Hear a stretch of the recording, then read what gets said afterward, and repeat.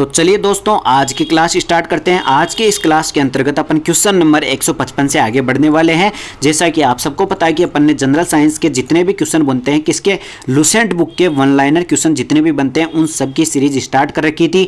और उसमें 600 क्वेश्चन तो केमिस्ट्री के हैं, 600 क्वेश्चन अपने फिजिक्स के और 600 क्वेश्चन बायो के हैं। ठीक है, सबसे पहले अपन ने केमिस्ट्री के 600 क्वेश्चन स्टार्ट किए थे, जिसमें से 155 क्वेश्चन तक मैंने कंप्लीट करा चुका हूँ 2 वीडियो के माध्यम से। ठीक है, दोनों वीडियो जिसने नहीं देखा है उन दोनों वीडियो की लिंक मैं इस चैनल जो वीडियो है इसके डिस्क्रिप्शन में दे दूंगा। अगर यहाँ पे नहीं मिले तो आप चैनल में जाना, चैनल पर जाकर के प्लेलिस्ट में साइंस लुसेंट बुक कंप्लीट के नाम से एक प्लेलिस्ट मिल जाएगी, उसके अंतर्गत दोनों वीडियो को देख लेना। ठीक है, तो कुल मिलाकर के अपन ने 155 क्वेश्चन तक कंप्लीट कर चुके थे। इसके बाद में आगे बढ़ने वाले हैं, 600 क्वेश्चन केमिस्ट्री के कंप्लीट करेंगे सबसे पहले। ठीक है, तो बिना किसी देरी के वीडियो स्टार्ट करते हैं। अभी तक अगर आपने चैनल को सब्सक्राइब नहीं किया तो चैनल को सब्सक्राइब कर दीजिए। पिछले 2 वीडियो नहीं देखा हो तो इस वीडियो को देखने के बाद जस्ट में उनको देख लेना। ठीक है, तो बिना किसी देरी के वीडियो स्टार्ट करते हैं। देखो क्वेश्चन नंबर 155वां देख लेते हैं। क्वेश्चन नंबर 155 क्या कहता है, कोका कोला में किस अम्ल की उपस्थिति के कारण खट्टा महसूस होता है। देखो बच्चे को पता है कि कोका कोला कैसी होती है, उसमें जो खट्टापन होता है यानी खट्टी महसूस होती है। छोटा बच्चा भी आजकल तो कोका कोला पीने लग गया, तो उसमें खट्टापन आता है ना, उस खट्टापन का कारण होता है फास्फोरिक एसिड। कौन सा होता है? Phosphoric acid. कोका कोला में फास्फोरिक एसिड पाया जाता है, जिसके कारण से उसमें खट्टापन आता है। ये एग्जाम में पूछ सकता है। इसके बाद में आगे बढ़ते हैं। क्वेश्चन नंबर 156, फास्फोरिक एसिड का रासायनिक सूत्र क्या होता है? तो ध्यान रख लेना, फास्फोरिक अम्ल का रासायनिक सूत्र होता है H3PO4। ठीक है, H3PO4 क्या होता है? फास्फोरिक अम्ल का रासायनिक सूत्र होता है। इसके बाद में आगे बढ़ते हैं। क्वेश्चन नंबर 157, अचार जो होता है अपना पसंदीदा के परिरक्षण हेतु उसमें कौन सा अम्ल मिलाया जाता है? देखो आप सबने अचार तो खाया होगा और आपको एक चीज़ ध्यान रखनी है, अचार क्या होता है? जल्दी खराब हो सकता है, तो उसका परिरक्षण करने के लिए उसमें एक एसिड मिलाया जाता है। तो वो कौन सा एसिड होता है? एसिटिक एसिड होता है। एसिटिक एसिड का फॉर्मूला CH3COOH। ठीक है, इसका रासायनिक सूत्र आप सबको याद है। तो एसिटिक एसिड का इस्तेमाल किसमें किया जाता है? अचार के परिरक्षण में किया जाता है। अब ये तो क्या होता है? दुर्बल अम्ल होता है, जिसके कारण से इसको मिला सकते हैं, बाकी आप प्रबल अम्ल को नहीं मिला सकते। ठीक है, इसके बाद में आगे बढ़ते हैं। क्वेश्चन नंबर 158, अम्लों व सारों की पहचान के लिए मुख्यतः किन पदार्थों का प्रयोग किया जाता है? तो हम सभी जानते हैं अम्ल और सार की पहचान करने के लिए अपन सूचकों का प्रयोग करते हैं। और सूचक अपने पास 2 प्रकार के होते हैं, एक तो प्राकृतिक सूचक होते हैं और एक कृत्रिम सूचक होते हैं। जिसमें प्राकृतिक सूचक में हो गया जैसे कि लिटमस पेपर हो गया, हल्दी हो गई और गुड़हल की पत्तियां हो गई। और जो कृत्रिम सूचक होते हैं उसमें एक तो फिनोप्थेलिन हो गया और एक मेथिल ऑरेंज हो गया। ठीक है, और एक कौन सा हो जाएगा? मेथिल ऑरेंज और फिनोप्थेलिन, लिटमस पेपर, हल्दी और एक कौन सा हो जाएगा? गुड़हल की पत्तियां। इन सब का इस्तेमाल किसमें करते हैं? अपन एसिड और बेस को पहचानने के लिए, भाई कौन सा तो अम्ल है और कौन सा सार है। ठीक है, देखो अपन क्या करेंगे, 10 या 12 क्वेश्चन के बाद में आपको एक खुशखबरी देने वाला हूँ। ये मान लो बीच में वीडियो के अंतर्गत मैं आपको एक खुशखबरी दूंगा कि अपन जो ये पढ़ रहे हैं ना 600 क्वेश्चन की PDF, ये पूरे की पूरे क्वेश्चनों की PDF आपको कहाँ मिलेगी? ठीक है, तो उसके लिए आपको पूरा वीडियो देखना है, कहीं भी स्किप मत करना, और आपको याद करा के जाऊँगा मैं सारे के सारे क्वेश्चन। ठीक है, तो बाद में आप रीडिंग लगा लेना PDF से, उससे काम चल जाएगा। तो क्वेश्चन नंबर 159 है, सारक मेथिल ऑरेंज को किस में बदल देते हैं? देखो मेथिल ऑरेंज अभी अपन देखा था, जस्ट ये रहा। क्या था ये? अम्ल और सार की पहचान करने के लिए इसका इस्तेमाल किया जाता है। ये एक कृत्रिम सूचक है। तो ये पूछ रहा है कि सार जो होते हैं ना, सारक, ये मेथिल ऑरेंज को किस में बदल देते हैं? तो ये पीले रंग में बदल देते हैं। जो सारक होते हैं मेथिल ऑरेंज को किस में बदलते हैं? पीले रंग में बदल देते हैं। इसके बाद में आगे बढ़ते हैं। Question number 160। क्वेश्चन नंबर 160 है, सारक फिनोप्थेलिन को किस रंग में परिवर्तित कर देते हैं? फिनोप्थेलिन भी क्या है? एक कृत्रिम सूचक है, और इस सारक जैसे इसमें डाला जाता है इसके रंग को चेंज कर देता है और गुलाबी रंग कर देता है। कैसा कर देता है? गुलाबी रंग कर देता है। इसके बाद में आगे बढ़ते हैं। क्वेश्चन नंबर 161, वायु में किसके अधिक सांद्रण के कारण अम्लीय वर्षा होती है? तो ये तो एग्जाम में एग्जामिनर का फेवरेट क्वेश्चन है, बार बार पूछा जाता है कि अम्लीय वर्षा कौन से अम्लों के कारण से होती है, या कौन से अम्ल होते हैं अम्लीय वर्षा के अंतर्गत?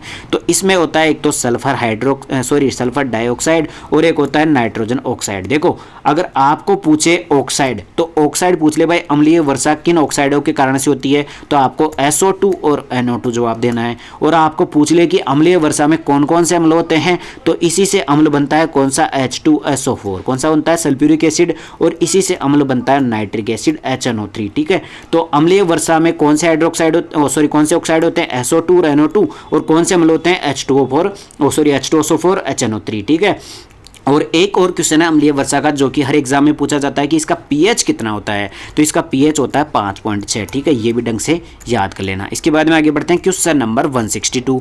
नाइट्रोजन ऑक्साइड का रासायनिक सूत्र क्या है? तो इसका सूत्र होता है NO2। ठीक है, ये किस में पाया जाता है? अम्लीय वर्षा में पाया जाता है। सल्फर ऑक्साइड का रासायनिक सूत्र क्या होता है? तो इसका होता है SO2। ये भी किस में पाया जाता है?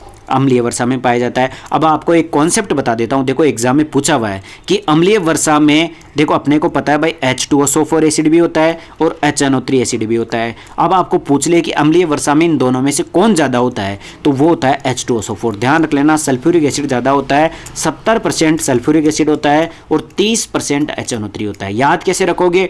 3 से 30% सीधा सा याद हो गया, बाकी बच गया जो कितना हो जाएगा? सल्फ्यूरिक एसिड हो जाएगा 70%। इसके बाद में आगे बढ़ते हैं क्वेश्चन नंबर 164। देखो अगर आपने अभी तक चैनल को सब्सक्राइब नहीं किया तो चैनल को सब्सक्राइब कर दीजिए। आपको इसी चैनल पर 600 क्वेश्चन तो केमिस्ट्री के, 600 क्वेश्चन बायो के, 600 क्वेश्चन फिजिक्स के मिलेंगे। टोटल 1800 वन लाइनर क्वेश्चन के माध्यम से लुसेंट बुक को कंप्लीट करा दिया जाएगा, जिससे आप कोई सी भी एग्जाम दे लो, दुनिया की कोई सी भी एग्जाम दे लो, जनरल साइंस का एक भी क्वेश्चन गलत नहीं होगा। ठीक है, अब पढ़ते हैं क्वेश्चन नंबर 164। गंध सूचकों के रूप में मुख्यतः किसका प्रयोग किया जाता है? देखो सूचक अपन ने अभी जस्ट बताया था मैं आपको भाई, एक तो प्राकृतिक सूचक होते हैं और एक कृत्रिम सूचक होते हैं। इसके अलावा एक और सूचक होता है, वो होता है गंध सूचक, यानी कि अपन गंध के माध्यम से सूंघ करके ये बता सकते हैं कि अम्ल है या सार है। तो गंध सूचक के रूप में फिर किसका इस्तेमाल किया जाता है? प्याज और वनीला का इस्तेमाल किया जाता है। ये भी वेरी वेरी इंपॉर्टेंट क्वेश्चन है।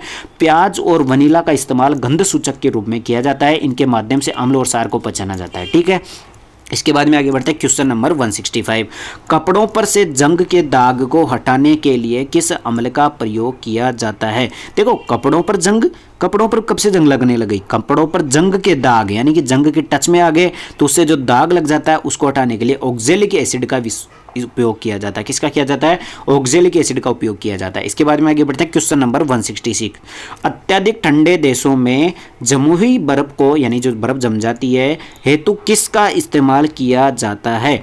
अत्यधिक ठंडे देशों में जमी हुई बर्फ को पिघलाने हेतु किसका इस्तेमाल किया जाता है? तो सोडियम क्लोराइड, जो साधारण नमक होता है, इसका इस्तेमाल जहां पर भी बर्फ पड़ती है वहां पर उस बर्फ को पिघलाने के लिए इस्तेमाल किया जाता है। आपने कहीं वीडियो देखे होंगे न्यूज़ चैनल पर जिसमें रोडों पर बर्फ जम जाती है, गाड़ियों के ऊपर बर्फ जम जाती है, तो उसको पिघलाने के लिए फिर सोडियम क्लोराइड, यानी कि जो अपना साधारण नमक होता है, उसका इस्तेमाल किया जाता है। इसके बाद में आगे बढ़ते हैं क्वेश्चन नंबर 167। अपमार्जक के निर्माण में किस लवण का उपयोग किया जाता है? तो ध्यान रखना, अपमार्जक के निर्माण में सोडियम हाइड्रोक्साइड यानी कि NaOH का इस्तेमाल किया जाता है। ठीक है, इसके बाद में आगे बढ़ते हैं क्वेश्चन नंबर 168। कास्टिक सोडा का रासायनिक नाम क्या है? इतनी देर से अपन पढ़ रहे हैं कि NaOH NaOH NaOH, तो इसको बोला क्या जाता है? इसको कास्टिक सोडा बोला जाता है। क्या बोला जाता है? कास्टिक सोडा बोला जाता है। ठीक है, इसका रासायनिक सूत्र होता है NaOH। ठीक है, इसके बाद में आगे बढ़ते हैं क्वेश्चन नंबर 169। देखो अभी तक अगर आपने चैनल को सब्सक्राइब नहीं किया तो चैनल को सब्सक्राइब कर दीजिए। जीके की क्लासेस और साइंस की क्लासेस सारी आपको इस चैनल पर प्लेलिस्ट के माध्यम से मिल जाएगी। प्लेलिस्ट में जाओ और सारी वीडियो देख डालो। ठीक है, तो सोडियम हाइड्रोक्साइड का रासायनिक सूत्र क्या होता है? NaOH होता है। इसको कास्टिक सोडा भी कहा जाता है। Question number 170। ईंट निर्माण उद्योग में किस लवण का इस्तेमाल किया जाता है? देखो आपने कभी सोचा है कि ईंट का जो निर्माण होता है उस उद्योग में कौन से एसिड का प्रयोग, यानी कौन से लवण का इस्तेमाल किया जाता है? तो वहां पर सोडियम कार्बोनेट का उपयोग किया जाता है। किसका? Na2CO3 का इस्तेमाल किया जाता है। किसमें? ईंट उद्योग में। ठीक है, ईंट के निर्माण में। और ये कौन होता है? Sodium carbonate. आपको पता होगा धावन सोडे का रासायनिक सूत्र भी यही होता है। इसके बाद में आगे बढ़ते हैं क्वेश्चन नंबर 171। ये रहा, देखो मैंने बोला था ना, धावन सोडा या फिर वॉशिंग सोडा किसे कहा जाता है? तो ये सोडियम कार्बोनेट को कहा जाता है। किसको कहा जाता है? Na2CO3 को कहा जाता है धावन सोडा। बहुत बार एग्जाम में पूछा हुआ क्वेश्चन है।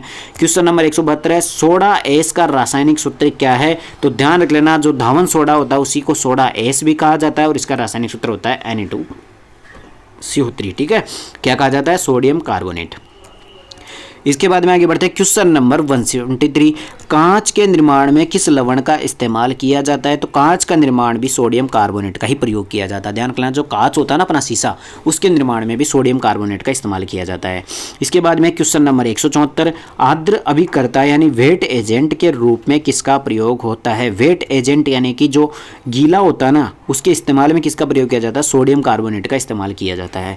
इसके बाद में क्वेश्चन नंबर 175 है, पेट्रोलियम शोधन शोधन के कार्य में किस लवण का इस्तेमाल किया जाता है? तो पेट्रोलियम शोधन के कार्य में किस लवण का इस्तेमाल किया जाता है? सोडियम हाइड्रोक्साइड का इस्तेमाल किया जाता है। इसके बाद में आगे बढ़ते हैं क्वेश्चन नंबर 176। क्वेश्चन नंबर 176 है, कागज निर्माण कार्य में किस लवण का प्रयोग होता है? कागज निर्माण कार्य में किस लवण का प्रयोग होता है? सोडियम हाइड्रोक्साइड का प्रयोग होता है। किसका प्रयोग होता है? NaOH का प्रयोग होता है। किसमें? कागज के निर्माण में। ध्यान रख लेना, इंपॉर्टेंट क्वेश्चन है। इसके बाद में आगे बढ़ते हैं क्वेश्चन नंबर 177। क्वेश्चन नंबर 177, मृदा जल और गंदे नालों के उपचार में किस लवण का इस्तेमाल किया जाता है? आप सभी को पता होगा कि जो मृदा होती है, जो मिट्टी होती है, उसमें एक लवण का इस्तेमाल किया जाता है, कैल्शियम हाइड्रोक्साइड का। ठीक है, कैल्शियम हाइड्रोक्साइड का उपयोग किसमें किया जाता है? मृदा जल और गंदे नालों के उपचार में किया जाता है। इसके बाद में आगे बढ़ते हैं क्वेश्चन नंबर 178, चमड़ा उद्योग में किस लवण का प्रयोग किया जाता है? तो चमड़ा उद्योग में भी कैल्शियम हाइड्रोक्साइड का इस्तेमाल किया जाता है। ये सभी कैल्शियम हाइड्रोक्साइड के उपयोग बता रहा है यहाँ पर। ठीक है, कैसे कैसे क्वेश्चन बन सकते हैं। इसके बाद में क्वेश्चन नंबर 179 है, कैल्शियम हाइड्रोक्साइड का रासायनिक सूत्र क्या होता है? तो कैल्शियम हाइड्रोक्साइड का रासायनिक सूत्र देखो, Ca+2 और OH-। ये तो आ जाएगा इसके टांग पे, ये चल जाएगा इसके टांग पे, तो कौन सा हो जाएगा? कैल्शियम हाइड्रोक्साइड का रासायनिक सूत्र CaOH का होल ट्वाइस। इसके बाद में आगे बढ़ते हैं क्वेश्चन नंबर 180, खाने का सोडा किसे कहा जाता है? तो सोडियम बाइकार्बोनेट को कहा जाता है। देखो, मैंने कई बच्चे ऐसे देखे हैं जिनको खाने का सोडा और धोने का सोडा, इन दोनों में कंफ्यूज होता है। एक तो होता है सोडियम बाइकार्बोनेट, एक होता है सोडियम कार्बोनेट। आपको याद कैसे कराऊं? देखो, याद कराने का मेरे पास एक अच्छा सा तरीका है। आपको कंफ्यूज होते हो ना, भाई धोने का सोडा है, खाने का सोडा है, तो आप मुझे ये बताओ, आप टीवी सीरियल देखते हो, नाटक देखते हो, फिल्में देखते हो, उसमें जो बाई होती है ना, बाई नहीं जानते क्या? जो खाने बनाने वाले थे, कई लोग अपना खाना बनाने के लिए किसी लेडीज़ को रखते हैं तो उसको बाई कहा जाता है। तो बाई क्या करती है? खाना बनाती है। क्या बनाती है? खाना बनाती है। और बाई कहाँ पर आ रहा है? यहाँ पर आ रहा है। तो सोडियम बाइकार्बोनेट किसका होता है? खाने के सोडे का रासायनिक सूत्र होता है। और दूसरा जो सोडियम कार्बोनेट का सूत्र होता है वो धोने का सोडा का हो जाएगा। तो कुल मिलाकर के बाई क्या बनाती है? खाना बनाती है। अब आज जिंदगी में आप कभी भी ये फॉर्मूला नहीं भूल सकते। ठीक है, इसके बाद में क्वेश्चन नंबर 181, बेकिंग सोडा का रासायनिक नाम क्या है? तो देखो, बेकिंग सोडा हो चाहे खाने का सोडा हो, एक ही बात है, दोनों का रासायनिक सूत्र होता है सोडियम बाइकार्बोनेट, उसी को कहा जाता है। ठीक है, क्वेश्चन नंबर 182, सोडियम बाइकार्बोनेट का रासायनिक सूत्र क्या है? तो सोडियम बाइकार्बोनेट, बाई का मतलब हो गया यहाँ पर एक हाइड्रोजन की बात कर रहा है, ये NaHCO3, सोडियम बाइकार्बोनेट। ठीक है, इसके बाद में आगे बढ़ते हैं क्वेश्चन नंबर 183, स्विमिंग पूल की सफाई करने में किस लवण का प्रयोग किया जाता है? वेरी वेरी इंपॉर्टेंट, कई बार एग्जाम में पूछा हुआ है। स्विमिंग पूल के सफाई करने में कौन से लवण का प्रयोग किया जाता है? विरंजक चूर्ण का इस्तेमाल किया जाता है, जिसको ब्लीचिंग पाउडर भी कहते हैं। और विरंजक चूर्ण का जो रासायनिक सूत्र होता है वो होता है CaOCl2। वेरी वेरी इंपॉर्टेंट, बहुत बार एग्जाम में पूछा हुआ क्वेश्चन है कि विरंजक चूर्ण का रासायनिक सूत्र क्या होता है। इसके बाद में क्वेश्चन नंबर 184, लिटमस किससे प्राप्त किया जाता है? तो ध्यान रख लेना, लिटमस किससे प्राप्त किया जाता है? तो लाइकेन से। लाइकेन एक पौधा होता है जिसके माध्यम से क्या बनाया जाता है? लिटमस बनाया जाता है। क्या बनाया जाता है? लिटमस पेपर बनाया जाता है। और लिटमस पेपर एक प्राकृतिक सूचक होता है जिसके माध्यम से अपन अम्ल और क्षार को पहचान सकते हैं। क्वेश्चन नंबर 185 है, पेयजल के कीटाणु शोधन में किसका प्रयोग किया जाता है? जो अपने का पीने का पानी होता है उसको शुद्धिकरण करने के लिए, उसके कीटाणु शोधन करने के लिए भी विरंजक चूर्ण का इस्तेमाल किया जाता है। और इसका रासायनिक सूत्र जस्ट मैंने थोड़ी देर पहले आपको बताया है। अगर आपको याद नहीं है, इसका मतलब आप ध्यान से क्लास नहीं देख रहे हो। ठीक है, आपको मैं ये PDF कहाँ पे मिलेगी, ये सारी जानकारी इसी वीडियो के अंतर्गत देने वाला हूँ। तो वीडियो को आपको कंप्लीट देखना है बिना स्किप के, क्योंकि मैं बीच में कहीं बताऊँगा तो आपको पूरी वीडियो देखनी पड़ेगी। एकदम ढंग से देख लेना, पूरी क्लास को मैं याद कराऊँगा और साथ में फिर आपको क्या है, PDF को एक बार नज़र मारनी है, उससे आपको सारे क्वेश्चन याद हो जाएंगे। इसके बाद में आगे बढ़ते हैं क्वेश्चन नंबर 186। उससे पहले आप चैनल को सब्सक्राइब कर दीजिए। पिछले 2 वीडियो नहीं देखा होगा तो आपने चैनल की लिंक मिल जाएगी, वीडियो की लिंक मिल जाएगी, उनको देख लेना। क्वेश्चन नंबर 186 है, प्लास्टर ऑफ पेरिस का रासायनिक नाम क्या है? फेवरेट क्वेश्चन हर एग्जाम का। POP का रासायनिक सूत्र क्या है? पिछली क्लास में मैंने बताया था कि POP का रासायनिक सूत्र होता है CaSO4 यानी कैल्शियम सल्फेट 0.5 H2O। ठीक है, आधा जल का अणु होता है और अगर आप इसमें 1.5 जल का अणु और जोड़ दोगे यानी कि 2 जल के अणु कर दोगे तो ये जिप्सम बन जाएगा। क्या बन जाएगा? जिप्सम बन जाएगा। तो कुल मिलाकर के क्वेश्चन नंबर 187 है, कैल्शियम सल्फेट हेमीहाइड्रेट का रासायनिक सूत्र क्या होता है? ये रहा। देखो इसमें जो हेमी बोल रहा है ना, हेमी का मतलब होता है आधा जल का अणु, ठीक है, हेमी हाइड्रेट यानी आधा जल का अणु। इसके बाद में क्वेश्चन नंबर 188, टूटी हुई हड्डियों को जोड़ने में किस लवण का इस्तेमाल किया जाता है? तो उसमें पीओपी का इस्तेमाल किया जाता है, प्लास्टर ऑफ पेरिस का इस्तेमाल किया जाता है। टूटी हुई हड्डियों को जोड़ने में डॉक्टर प्लास्टर बांध देता है। इसके बाद में क्वेश्चन नंबर 189, खिलौनों के निर्माण और सतह के चिकना बनाने में किसका प्रयोग किया जाता है? तो प्लास्टर ऑफ पेरिस का। आपने घरों में कई बार देखा होगा पीओपी करवाते हैं अपन, तो प्लास्टर ऑफ पेरिस का उपयोग क्यों किया जाता है? सतह को चिकना बनाने के लिए किया जाता है और कई बार खिलौनों के निर्माण में भी किया जाता है।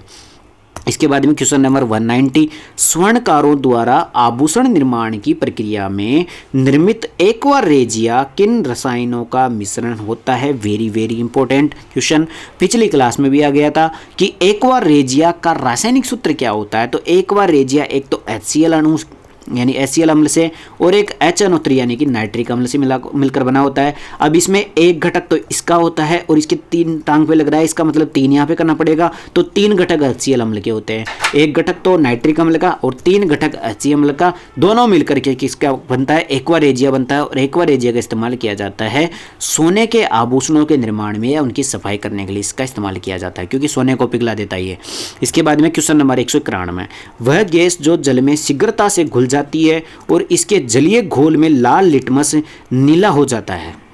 देखो ऐसी कौन सी गैस है जो जल में तो आसानी से घुल जाएगी और लाल लिटमस को नीला कर देगी? इसका मतलब वो सार होगा, तो वो कौन सी हो जाएगी? अमोनिया गैस हो जाएगी। कौन सी हो जाएगी? NH3 गैस हो, जो अमोनिया गैस है ये लाल लिटमस को नीला कर देती है और जल में आसानी से घुल जाती है। इसके बाद में क्वेश्चन नंबर 192, मोती की रासायनिक संरचना किस पदार्थ से निर्मित होती है? तो मोती की जो रासायनिक संरचना होती है वो कैल्शियम कार्बोनेट से निर्मित होती है। इसके बाद में क्वेश्चन नंबर 193, सबसे हल्की धातु कौन सी है? तो सबसे हल्की धातु है लिथियम। कौन सी हो जाएगी? लिथियम आयन जो जाएगा सबसे हल्की धातु होती है। इसी कारण से लिथियम का इस्तेमाल बैटरी बनाने में किया जाता है। जो अपनी फोन की बैटरी होती है ना, वो इसमें भी लिथियम की बनी होती है क्योंकि ये सबसे हल्की होती है। इसके बाद में आगे बढ़ते हैं क्वेश्चन नंबर 194। आपको आखिरी बार बोल रहा हूँ, चैनल को सब्सक्राइब कर दीजिए। आपको सारे की सारे साइंस की क्लासेज आपको इसी चैनल पर मिलेगी, इससे बढ़िया कोई नहीं पढ़ा सकता, ठीक है। क्वेश्चन नंबर 194 है, सबसे भारी धातु कौन सी है? तो वो जाएगी ओस्मियम, ठीक है। ओस्मियम सबसे भारी धातु हो जाएगी और सबसे हल्की धातु हो जाएगी लिथियम। इसके बाद में क्वेश्चन नंबर 195, सबसे भारी प्राकृतिक तत्व कौन सा है? हम सभी जानते हैं कि टोटल 118 तत्व है, जिसमें से 92 तत्व कितने प्राकृतिक है, बाकी सभी कृत्रिम है, ठीक है। तो इन प्राकृतिक तत्वों में से जो सबसे भारी है वो कौन सा हो जाएगा? यूरेनियम हो जाएगा। और सभी तत्वों में पूछ ले तो ओस्मियम हो जाएगा। इसके बाद में आगे बढ़ते हैं क्वेश्चन नंबर 196, मोनाजाइट किसका प्रमुख अयस्क होता है? तो ये थोरियम का होता है। थोरियम का अयस्क का नाम क्या होता है? मोनाजाइट होता है।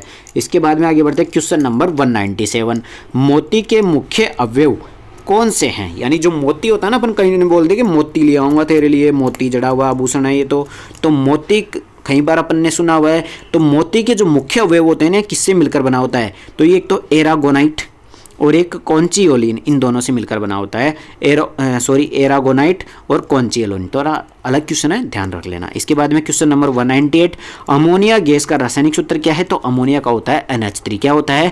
NH3 होता है। इसके बाद में आगे बढ़ते हैं क्वेश्चन नंबर 199। क्वेश्चन नंबर 199 है, कौन सी धातु चाकू से काटी जा सकती है? वेरी वेरी इंपॉर्टेंट, केवल 2 ऐसी धातुएं हैं जो चाकू से काटी जा सकती है। हम सभी जानते हैं कि धातुएं कठोर होती है, लेकिन अपवाद है, 2 ऐसी धातुएं हैं जिनको चाकू से अपन काट सकते हैं। तो वो कौन सी हो जाएगी? एक तो सोडियम और एक हो जाएगी पोटेशियम, ठीक है। अपन नहीं बोलते कि नाक कटा दी तूने, नाक कटा दी, तो नाक नाक नाक नाक नाक से क्या हो जाएगा? इनको चाकू से काटा जा सकता है, ठीक है। तो कौन सी हो जाएगी? धातुओं की 2 अपवाद है, ये कठोर नहीं होती, इनको चाकू से काटा जा सकता है। इसके बाद में आगे बढ़ते हैं क्वेश्चन नंबर 200, अत्यधिक कोमल खनिज टाल्क का किससे निर्मित होता है? जो अपना खनिज है टाल्क, वो किससे निर्मित होता है? मैग्नीशियम सिलिकेट से निर्मित होता है, ठीक है। तो अब आगे पढ़ेंगे क्वेश्चन नंबर 201 से अगली क्लास में। देखो इस क्लास के अंतर्गत अपन ने 200 क्वेश्चन कंप्लीट कर लिए हैं। 600 क्वेश्चन अपन केमिस्ट्री के करने वाले हैं। देख लो, आपने जितने भी क्वेश्चन देखा होगा तो आपने सोच रहे होंगे कि यार ये तो हर एग्जाम में पूछे जाते हैं, ये उस एग्जाम में आया था, ये उस एग्जाम में आया था, ये उस एग्जाम में आया था। तो आप सबको जब आप तैयारी कर रहे हो तो आप सबको पता होगा कि जो लूसेंट की बुक होती है ना, लूसेंट की बुक होती है, उससे बाहर कुछ भी नहीं जाता है। अब आप अगर पढ़ रखे होंगे, नहीं भी पढ़ रखे होंगे, तो आपको सीधा सीधा 1800 क्वेश्चन मिल रहा है। ठीक है। तो आप सबसे पहले तो कंप्लीट क्लासें देखो मेरी, उस क्लासों में आपको सारे सूत्र में याद कराऊंगा कैसे आपको याद रखना है। उसके बाद में क्या कर लेना, डायरेक्ट इसकी पीडीएफ देख लेना, ठीक है। मैं अभी पीडीएफ इसलिए नहीं दे रहा हूँ क्योंकि आप क्या करोगे, फिर क्लास नहीं देखोगे, डायरेक्ट पीडीएफ पढ़ोगे, बोलोगे कि क्लास में टाइम खराब करेगा, मैं तो डायरेक्ट पीडीएफ पढ़ लूँगा। पीडीएफ पढ़ते ही नहीं हो भाई, याद ही नहीं होती डायरेक्ट। आपको रासायनिक सूत्रों के माध्यम मतलब क्लास के माध्यम से मैं सारे रासायनिक सूत्र याद करा देता हूँ, कैसे आपको याद करना है, क्वेश्चन की कैसे कैसे पूछ सकता है, वो सारा आपको क्लास के माध्यम से ही बताया जा सकता है। तो मैं पीडीएफ आपको अगले वीडियो के अंतर्गत बता दूंगा कि कहाँ पर मिलेगी। अभी इसलिए नहीं दे रहा हूँ क्योंकि आप पूरा वीडियो नहीं देख पाओगे, फिर डायरेक्ट पीडीएफ के चक्कर में पड़ जाओगे, ठीक है। पीडीएफ होती है केवल रिवीजन करने के लिए, एक बार पढ़ो तो सही। तो सबसे पहले आप अगर पिछले 2 वीडियो नहीं देखे हो, उसमें 155 क्वेश्चन कंप्लीट करवाए थे मैंने, उनकी सबकी लिंक मैं इस चैनल के इस वीडियो के डिस्क्रिप्शन में दे दूंगा। या फिर आप क्या कर लेना, चैनल के जो प्लेलिस्ट होती है ना, उसमें जाकर के साइंस लुसेंट बुक कंप्लीट के नाम से प्लेलिस्ट मिल जाएगी, उसमें जाकर के दोनों वीडियो देख लो। और दोनों वीडियो देख लेने के बाद में पूरी मतलब जितने भी आपने नहीं देखे हो सारे वीडियो देख लेना। और पूरे 600 क्वेश्चन अपन केमिस्ट्री के करेंगे, उसके बाद में 600 क्वेश्चन अपन बायो के करेंगे, 600 क्वेश्चन फिजिक्स के करेंगे। इससे आपकी जो रामबाण है कौन सी लुसेंट बुक वो कंप्लीट हो जाएगी, ठीक है। तो इस वीडियो के अंतर्गत इतना ही रखते हैं, बाकी मिलते हैं अगले वीडियो के अंतर्गत। अभी तक अगर अपने चैनल को सब्सक्राइब नहीं किया तो चैनल को सब्सक्राइब कर दीजिए। और सबसे ज़रूरी बात, आपको क्लास कैसी लगी, आपको किस में कोई दिक्कत हो या आपको कुछ समझ में नहीं आया हो, आप या कुछ पूछना चाहते हो तो आप कमेंट में लिख सकते हो, ठीक है। कमेंट आपके लिए खुला पड़ा है, आप कुछ भी लिख सकते हो उसके अंतर्गत, जो भी आपको कमी लगे या अच्छा लगे, कुछ भी आपने कैसा फील किया क्लास लेते हुए। अगर क्लास पसंद आई तो लाइक कर देना, और आपका कुछ भी डाउट हो तो आप कमेंट करके पूछ सकते हो, आपको इंस्टेंट रिप्लाई दिया जाएगा, ठीक है। तो इस वीडियो के अंतर्गत इतना ही, बाकी मिलते हैं अगले वीडियो के अंतर्गत। धन्यवाद। चैनल को अगर आपने सब्सक्राइब नहीं किया तो चैनल को सब्सक्राइब कर दीजिए और वीडियो को लाइक कर देना, ठीक है। धन्यवाद।